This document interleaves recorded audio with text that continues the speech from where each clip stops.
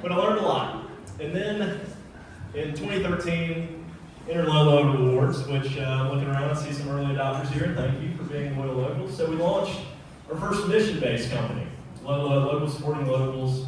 My co-founder and I had a passion for small businesses. So we created a way to incentivize people to shop locally by enrolling their credit cards into a rewards program where they earn LODO, that's short for local dollars. And we launched here in Asheville. We had some success, but ultimately it didn't work out either. So that's about the time that Million Cups came online. So back in the day, I remember presenting at Mojo Co-working. Since then, I've presented in some of the other spots. So I just want to say it's been really critical to get the feedback and support of the community. So thank you to everybody who's keeping it going, and thank you for everybody who shows up. Really need your support here. So even though Lolo didn't work out, it let me be in the right place at the right time. I had a friend here, Patrick Johnson, who worked for Beverly Hanks. We were hanging out. He was a user of Lolo. And he said, you need to meet Michael Phelan, the marketing director. But unlike some people, he didn't just drop the name. He was tenacious. And he followed Michael Phelan around until he finally got me the meeting. And that meeting changed my career.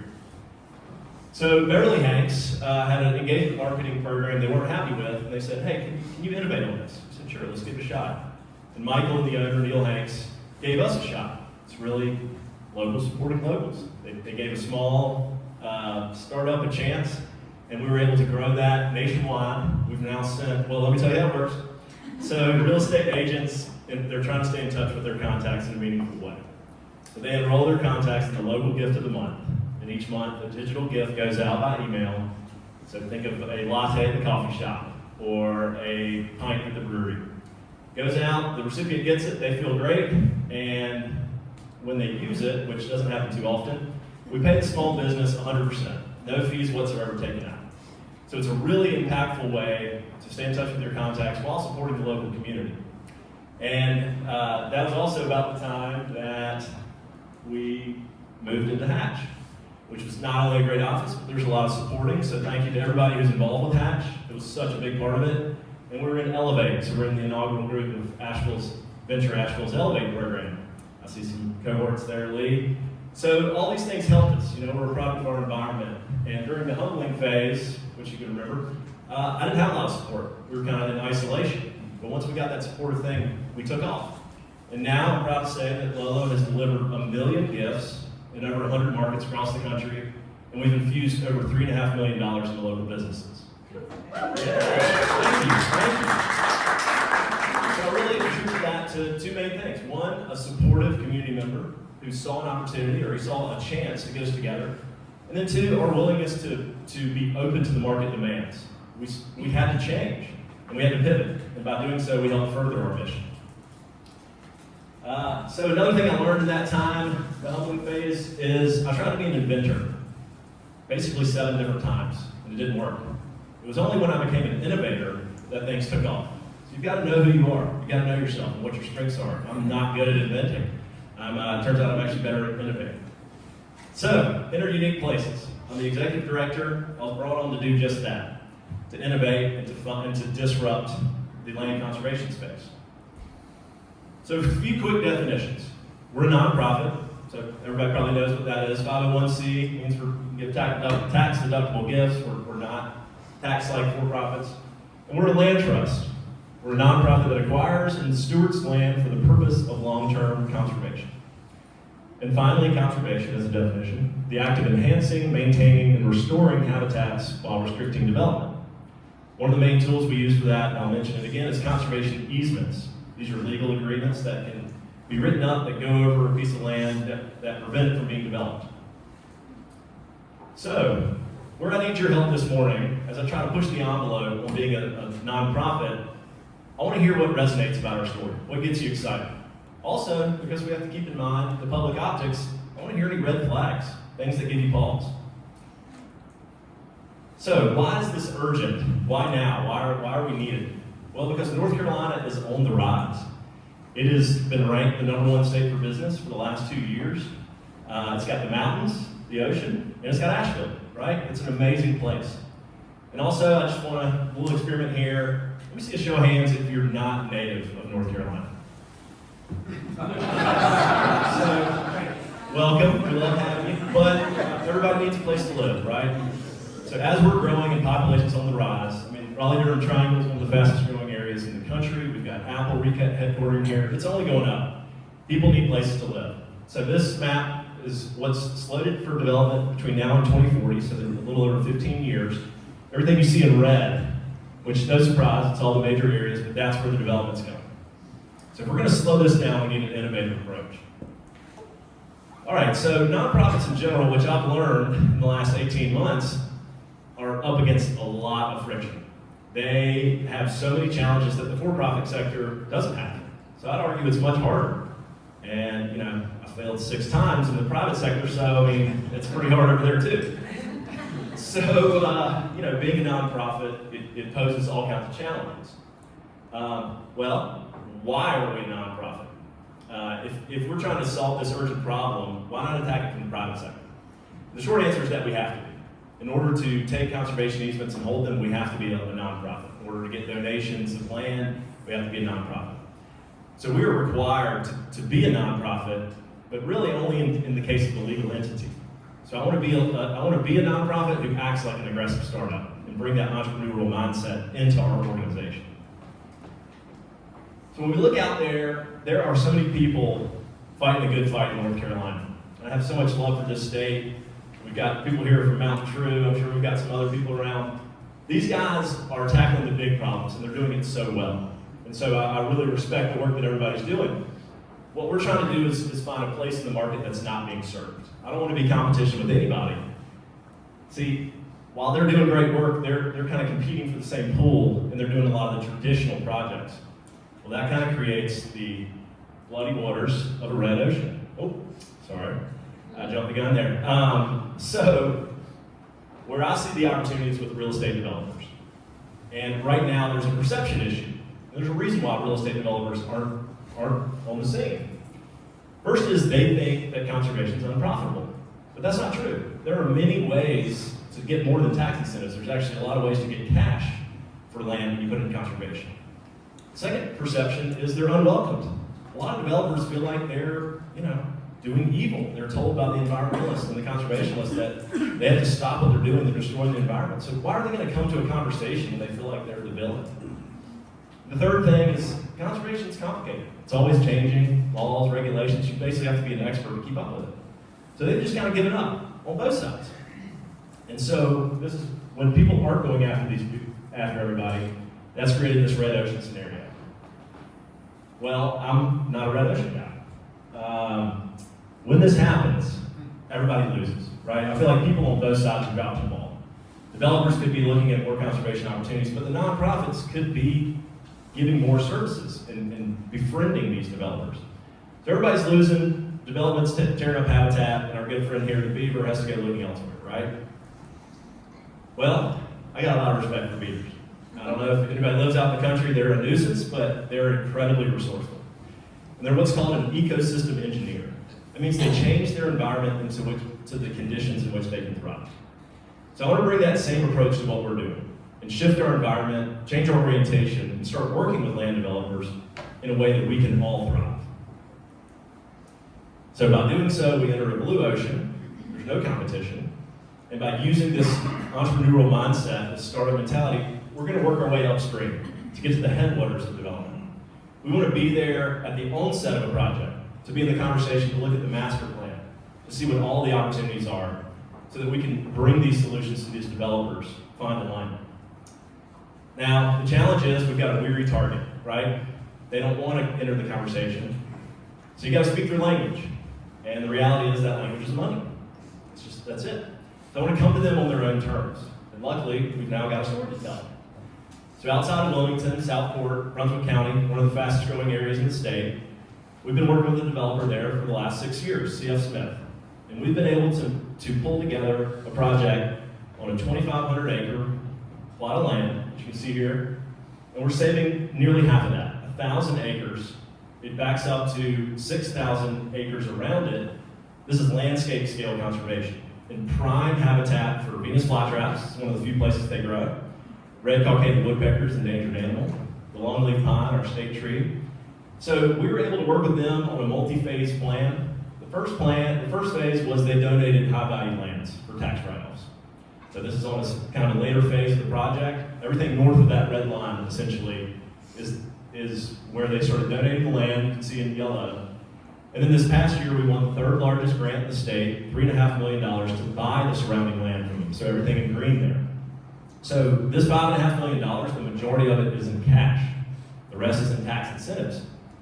So this was an amazing project. They were so happy with it. We're looking at other holdings they have to look at other opportunities. We hope this will be a customer for life, a client, partner for life, that we can do things like this. Now I want to leverage this story and go to other developers, because when they do this, there's a lot of benefits. First is a faster rate of revenue. So it's really hard to develop in wetlands. Not impossible, but there's a lot of mitigation. You have to buy credits. It's complicated. So we were able to save them time, get them cash quicker that they could reinvest in other projects. The next is increased property value. So all of their land now backs up to a nature preserve. So that's going to enhance the values of the other properties. The third thing is enhanced public perception. By doing this, they just look better. I mean, they become a friend of the community, a friend of the environment. They're not just maximizing profits. It's entering that more triple bottom line mentality. Okay, so looking at our target markets, pretty traditional here. 33 million acres in North Carolina of land. 4 million of that is wetlands. And then 1.6 million, it's back to that map you saw, acres that are going to be developed in the next 15 years. So we're trying to chip away at that 1.6 number and see what we can do by aligning ourselves to keep some of that from being developed. So back to North Carolina. So another thing I learned in my journey is it is incredibly hard to change people's behaviors. Nearly impossible. If you're lucky, you might nudge them slightly. So that's what we're trying to do. We're not trying to prevent development. That would be going up against progress. It's not going to happen.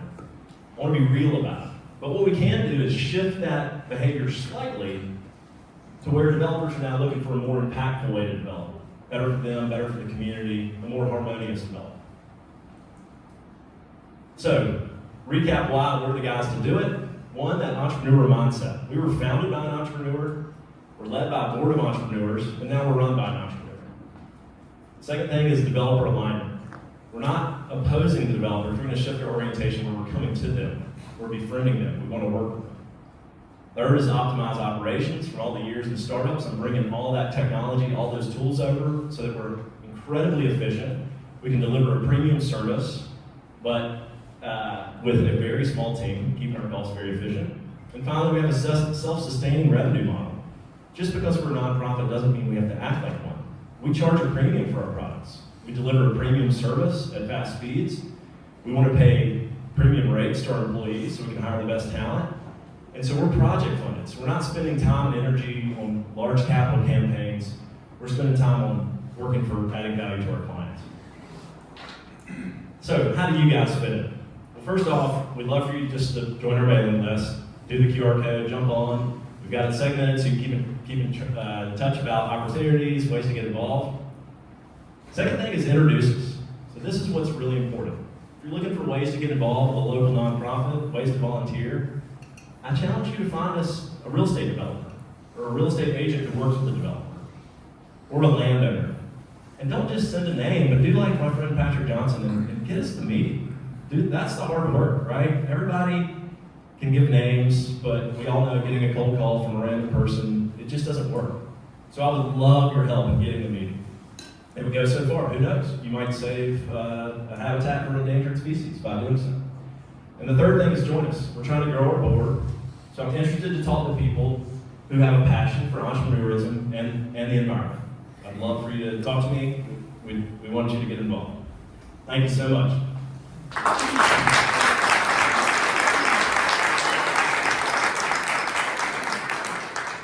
All right, who has some questions? Yeah, I wonder if you have any ideas about a crowdfunding sidecar that patient capital individuals could come invest with. I'm certainly open to anything like that. We've explored that. It's early on, so I'm trying to get traction on our story right now. A lot of the last 18 months have been just looking at all the different directions we're going and finding the clear solution. So I've also been approached by somebody who wanted to do NFTs and subdivide a property and try to sell them on the NFT market. So any kind of creative ways that we can not rely on state and federal funding, I am so open to, because there is so much friction in those organizations, even for small amounts of money. If you make one tiny change, you have to go back for approval. So I would love to work with private individuals, come up with more of an impact fund so we can do that, right? Hey, Clark, great presentation. You mentioned the land trust and you mentioned the revenue model, and I'm just curious how those things work together as far as, are the developers part of the ownership of the trust? Where is that revenue coming from, and then who's actually owning the trust, making the decisions around what to do with the revenue? Great question. So in the case of Boiling Spring, we are the landowner. We got the grant from the state, we applied for it, and we bought that land from them. So we own that 1,000 acres. Now, we may not be the long-term owner, we might hand that off to a larger organization like the Nature Conservancy or the Conservation Fund, but ultimately we purchased that property from the developers. So they did a donation early on, so they gave us that land. So we're in control the whole time.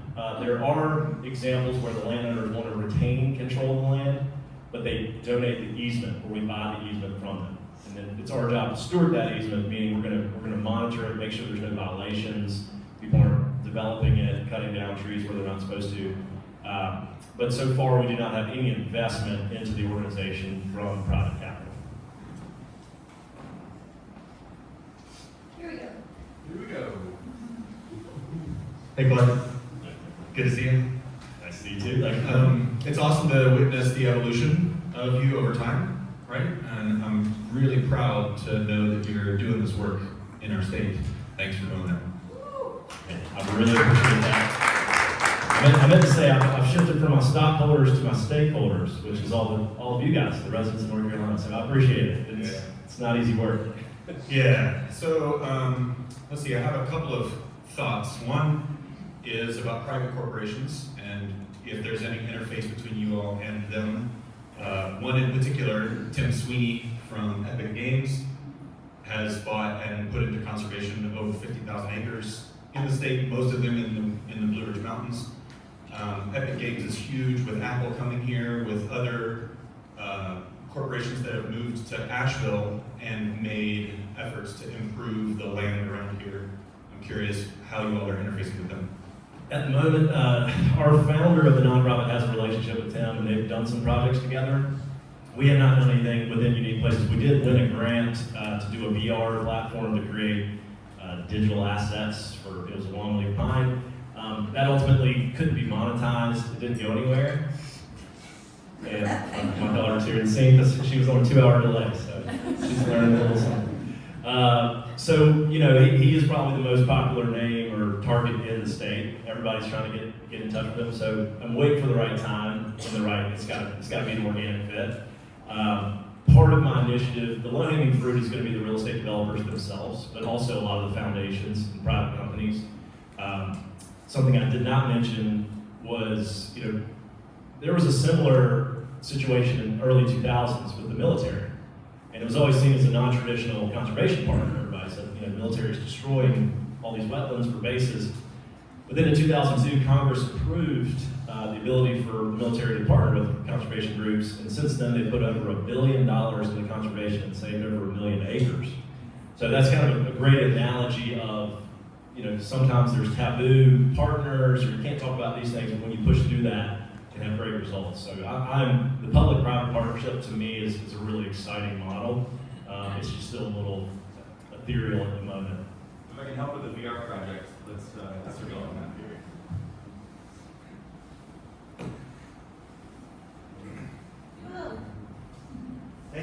Hey, great presentation, thank you, and thanks for the work you're doing. I'm curious, this is maybe a bigger picture question, but you were asked kind of like what repels and what's in your way. So right now, 2.8 people are moving to Asheville for every person who leaves. So clearly the story is bigger than the potential reality. Like, I'm not sure where all those people go or live. And I'm wondering what part of your work has to do with sort of telling a better story for the future. It seems like the story of Asheville is, everybody come and we'll all figure out how to get along here. There's also constraints of space, and those are very real when it comes to development. So just wondering what part of your work relates to telling a better story. Yeah, I'd say we're early into that game. This year, 2024, is when we really honor our identity and get into that. And to me, it's finding people who want to tell that story of hybrid conservation, hybrid development, where, there's a right and a wrong way to do everything, in my opinion. So if we can get the developers to do it the right way, again, we're not going to stop growth, and there's just too many people moving here. There's too much demand, and prices are already skyrocketing, we know that. The only way they're going to stay stable is to create more inventory. Well, we got to do that in a mindful way. So that's where I want to enter the equation. Try to befriend these developers, give them more tools and resources to do that in a way that's financially feasible, which has been the issue today. They have a lot of line to keep up with as well. So we look forward to kind of writing that story. Hi, love your projects, and I want to ask on the easements, are you considering or have looked into community conservation models where it's coming from the people around, including indigenous voices in what's happening on those easements, rather than just keeping it a human-free zone? Sure. At this point, we've been using a lot of the traditional conservation easements, so a lot of the templates. But obviously, we're completely open to that. Each project is kind of a custom situation. So we just finished a project in the Albemarle Sound. The landowner, was a legacy farm, he donated it to a local nonprofit where he put the easement over top of it, but then he donated the land to the nonprofit. So we worked in hand with them to figure out what was best for the use, for the environment, for the public use. So I think the more we can invite the stakeholders to the table, we're completely open to that. I love the indigenous people. That would be great to have their voice included. Hey, Martin. All right. Nice presentation. You asked what resonates with us. Is there anything in your story that is repelling? I think for me, what resonates most and I think is the most exciting part of your story is that economic growth and development and conservation are not mutually exclusive. I think that conservation can be economically positive, that there is an opportunity if you take a little bit more time and are a little bit more careful and do a little bit more planning, think a little bit more holistically. Like you were talking about, the value of the land that is still being developed is now more valuable because you're encouraging the developer to take the time for that conservation. So I just wanted to chime in and say that particular part of your story, I think is maybe surprising. It's not a story that you hear often. Excellent. And to use, I believe, your phrase from the practice pitch last week, there have been financial instruments around conservation for years, but again, it's somewhat taboo to talk about the money side of it. And I like what Lee said, there's the commercialization of conservation that's happening, and we really want to push that, lean into that, and further that commercialization. Because everybody wins when we get it more in the forefront, we make it more of an accessible tool. We're not scared to talk about there's money to be had. I mean, we're even throwing around the term capital through conservation. When we talk to some of our real estate partners, again, they want to, they qualify you immediately whether it's worth talking about or not based on the finances. So I want to lead with that and not hide from it. Hey, Clark, I'm Holly. Thank you so much. I'm sitting here like a bobblehead the whole time you're talking. I love it. I really appreciate what you're doing. Thank you for shifting your focus and attention in this way. I'm curious if you've heard much about regenerative land trusts. Because we're starting to realize that there's conservancy and sustainability, which is sort of like, don't touch it, we're going to ruin it. And then we're realizing that there's actually a role for humans to play in the regeneration, like the beaver. We can actually engineer an ecosystem that helps us to thrive. And so I'm curious if you're seeing much in your world about that and how receptive people are to that you're seeing. Yeah, wonderful, and thank you so much for your kind words. One thing I failed to mention is our mission, which is,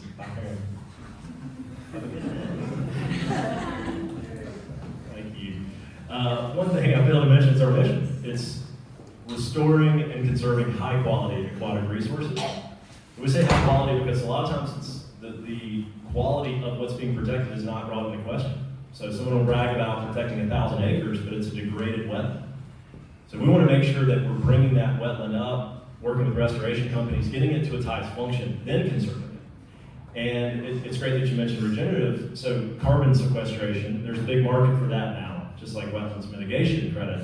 So that's coming online. So what people are finding is by converting land back to natural states, whether that's wildlife habitat or regenerative farming, you're actually sequestering more carbon than a lot of other alternatives. So I see that as another market that's very, very early. But if mitigation banking, I mean, you've got billion-dollar companies now serving the mitigation banking world. So that means if, like, Department of Transportation is driving through a wetland, for every acre they destroy, they've got to go mitigate certain acres. There's ratios, so they have to go buy those credits. So there's now a whole market for that where people come in, they conserve land, they generate these credits, and then they sell them to someone like DOT. So the same thing I think is going to happen with farmers. And as soon as those finances work out, it's going to make sense. It's going to be a huge market. Our founder wanted us to look into that, but I cautioned him and said, hey, we need to focus on one thing for now. And it is still really early, but we're thinking about, he's starting basically a regenerative ag center in Chapel Hill with another person who's doing the first regenerative vineyard in the East Coast. It's pretty amazing. Mapleview Farms, I don't know if anybody's been to Chapel Hill. They've got the sheep out there and they're gonna have the vineyard. So it's really amazing and we're staying on that. It's not our core focus, but we definitely are watching it because it's exciting. Question right here. Like everyone else, I love what you're doing. Going back to the repel or resonate question, whenever you showed the project that you've just completed, it looked like there were lots of housing tracts kind of in the front and then the back end was a lot of that conserved land. One of the thoughts that came up for me was how much of this is wealthy people being able to live in these, nice gated communities that back up to these conserved lands, and how much of this is actually encouraging kind of maybe multi-unit pieces of these developments to address some of this housing inequality and affordable housing, etc. Great question. At this point, we're not entering we're essentially assessing what parts of the project have the most conservation and environmental value and which parts have the best development value. We're not entering into how it's developed as much, and I think I would love to be able to sway that and add some influence there, but unfortunately that's the developers doing what they want to do on the private land. But I think that is clearly a need that needs to be addressed.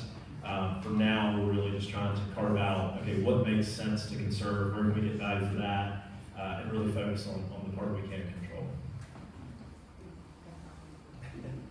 Sam. Yeah, hey, I had a question for you. I really get what you're talking about putting land conserving land in such a way that we're not developing on it. And I love what you're doing where you're backing that up to properties to increase those property values to create a financial incentive for developers.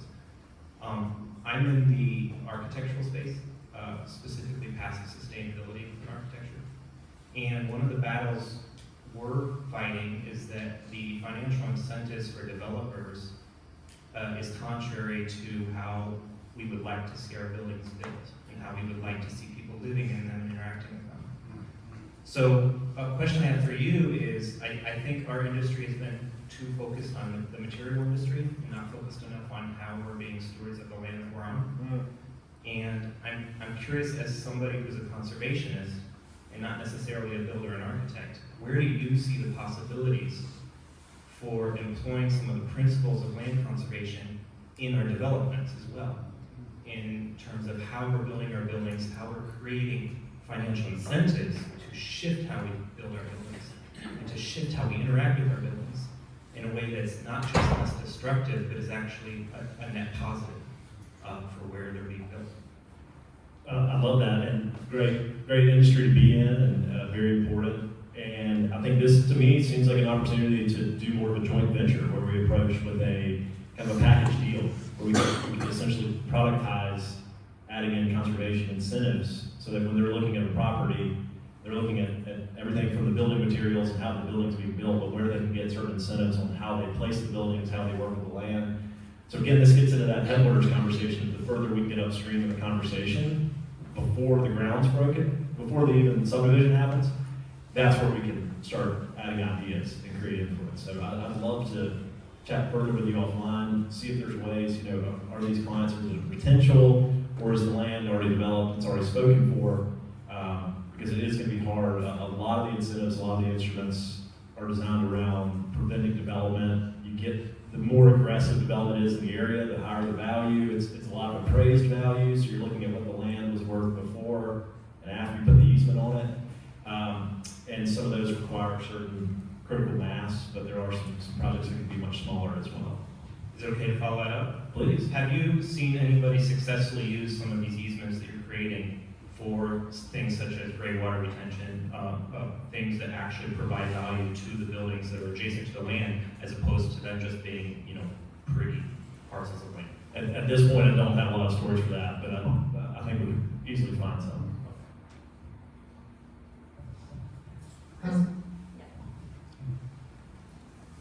A thought that came to me was taking one step back from approaching developers. I know that there are 4 general contractor licensed in-person facilities where every year general contractors have to retake certain courses in order to maintain their license. Have you considered talking with the schools and offering this as a resource? Because I believe that general contractors now and general contractors from before are concerned about this and would have a part in it, but may not know that you exist. So by going to those schools and offering a seminar or something to get your word out about what you're doing, I think may be a place to expand your audience. I love it. Anywhere we can be, channel partnerships in that stream, just like real estate agents who serve and are trying to add value. We love the consultative sales approach, the educational marketing approach. So we'd love to have more people out there, equip them with this knowledge so they can look better and add more value to their clients. So I think this is a great idea. Thank you. You had started touching on a comment in your previous question about kind of critical mass of projects. Could you maybe just comment on the kinds of projects that probably are kind of needed to work and kind of flexibility in that, size of project, et cetera? So are you asking what's kind of our perfect ideal project? I think if we could get in on 1,000-acre parcels of land prior to development, there's just so much more opportunity. So large tract home developments, large apartment buildings, anything like that, commercial. When you get down inside of 100 acres, there's just a lot less to work with. So I'd say that 500 to 1,000 plus would be our ideal. And again, at the master planning phase, not when it's already all been, plotted out and basically the decisions have been made. And ideally in an area with a lot of growth, and there has to be some type of aquatic resource available. That's what everybody's really concerned with, the water. And so if you've got a property that doesn't have any water, any waterways, it is a little trickier to work with. Either way. Sorry, yeah, so I really appreciate the private-public partnership thank you. I recently worked at a startup which was trying to create like a mutually beneficial solution between property managers and tenants, like the residents that live there. And it was interesting to try and like liaise between 2 groups that kind of naturally oppose with each other. So I'm wondering if you've, not if you've thought about, but I've noticed there's a lot of opportunity for businesses from the like reputational and attitudinal perspective, and we were able to leverage pretty strong like ESG motivations with those property managers and lend like metrics and measurements to their annual reports that helped prove their value proposition in the community, or not prove, but I think just like lend this nice twinge of community aspect to their business. I'm wondering if you guys collect or have enough data to be providing that to a resource to your developers at the end of the day, like this is the number of something that you're helping protect, or these are the amount of new, whatever the metrics might be that are favorable. Yeah, I love that angle. I'll say that, until these projects are they're multi-year projects, some take 5 to 6 years, and so we want to be sure that everything's closed and done before we publish that. But we did something very similar to Lolo, where we would allow the real estate agents to publish how much dollars they're infusing locally. So I love that angle, and I think the more we can productize that and get it really dialed, then that's a huge value proposition. We want to lean into that, so I love that.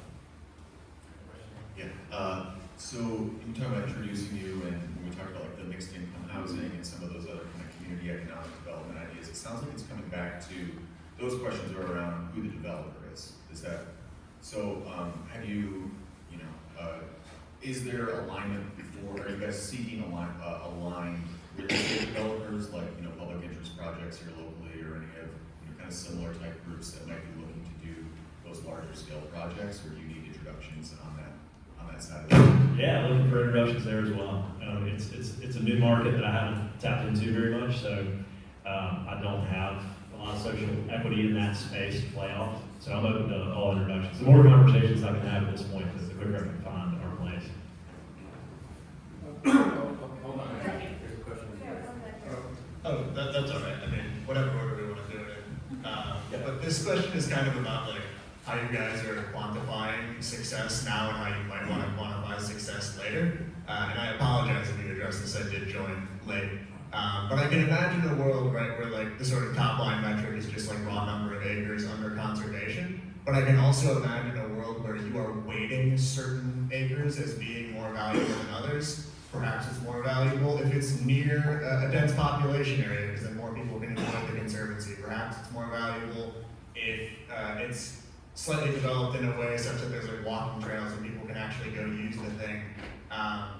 Basically, is all land under conservancy created equally or equally valuable, or do you weight certain types or subgenres of land as being more valuable in terms of like what your impact is?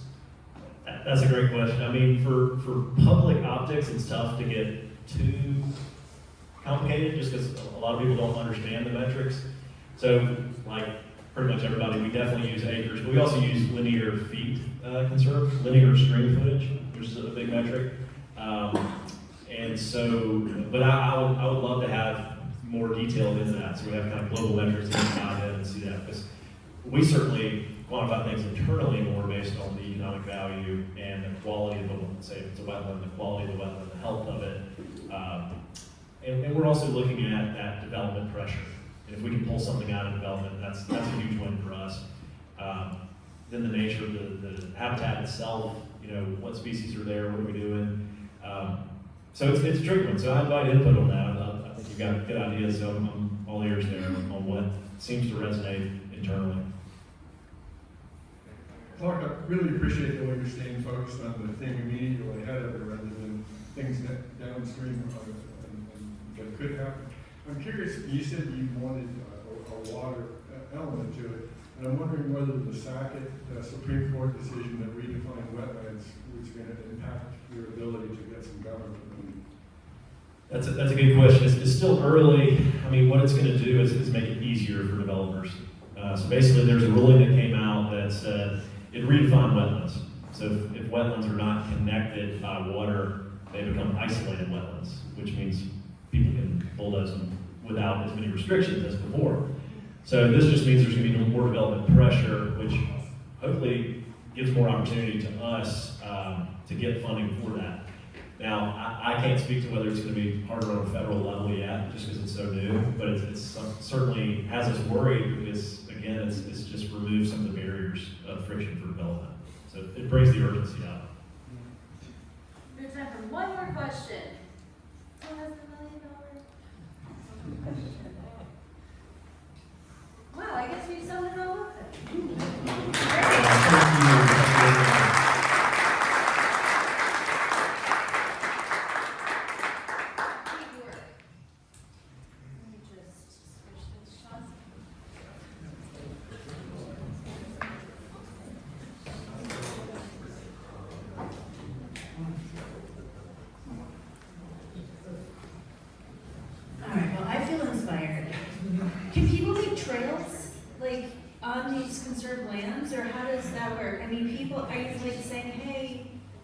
Instagram community, more places for selfies for your profile pics? Yes. So our project down there is like dangerous to walk in because it's like bogs and wetlands and so that was private. Some making a community park in Durham, preventing development and creating a nature park on the American Tobacco Trail. So giving people more natural places to walk. That's awesome. Yeah.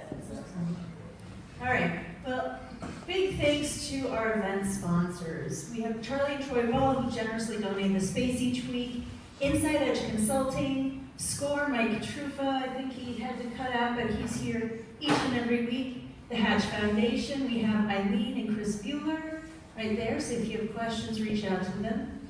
Eli, the computer guy, we missed you last week. Martha brought some delicious things, so you were missed, so thanks for bringing all the treats each week. Annie Lewis with EXP Realty, Biz Radio, right over there, say hello.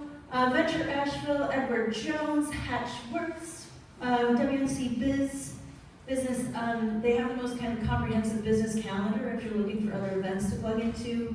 Mountain BizWorks, Big C, Dynamite Coffee Roasting, Viking Mergers and Acquisitions, and huge shout out to Tony for making coffee every week. If you have a mug, return it. Do not walk to co-working, do not take it to your car, return it so we can put it back in the mug library. Scale Up is accepting applications until February 4th. Hop onto the Mountain BizWorks site to check out all of the classes they have coming up. They're a great resource. Next week, okay, Sean and I are really excited for this because this is a former member of ours, Henry Roberts. He won the NC Idea Grant in 2022. His company basically helps to connect high school students with the right college path. So it's like, do they, want no debt? Do they want to, look for future opportunities that with mentorship or whatever? He is a great inspiration, and I'm excited to see what he's done with the money and the years. Leadership on Tap is at Mojo today.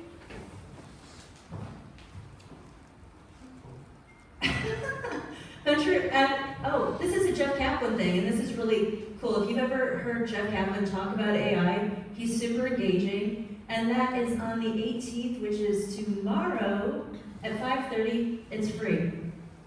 We have our social on Friday night at the Wortham. It's 7 o'clock. It's free. If you want to come to the comedy show with us afterwards, we have a discount for tickets, which is laugh. Yeah. We've been to a few comedy shows, and it's always a good time.